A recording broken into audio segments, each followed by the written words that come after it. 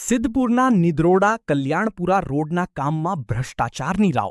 પીસીસીમાં રેતિયા માલનો ઉપયોગ થતો હોવાનો આક્ષેપ તો સ્થળ પર જવાબદાર અધિકારી કે કોન્ટ્રાક્ટરની ગેરહાજરીમાં પોલમપોલ ચાલતી હોવાની જાગૃત નાગરિકની તંત્રને ફરિયાદ. સિદ્ધપુર તાલુકાના નિદ્રોડાથી કલ્યાણપુરાને જોડતા રસ્તાના નિર્માણ કાર્યમાં વ્યાપક ગેરરીતિઓ આચરવામાં આવતી હોવાની બૂમ ઉઠી છે.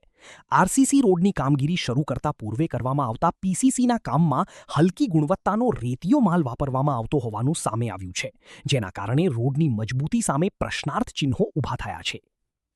સ્થળ પરથી મળતી વિગતો અનુસાર નિદ્રોડા કલ્યાણપુરા રોડનું કામ અત્યારે પ્રગતિમાં છે, પરંતુ આશ્ચર્યની વાત એ છે કે આટલી મહત્વની કામગીરી ચાલતી હોવા છતાં સ્થળ પર ન તો કોન્ટ્રાક્ટર હાજર હોય છે કે ન તો કોઈ સરકારી સુપરવાઇઝર એસો.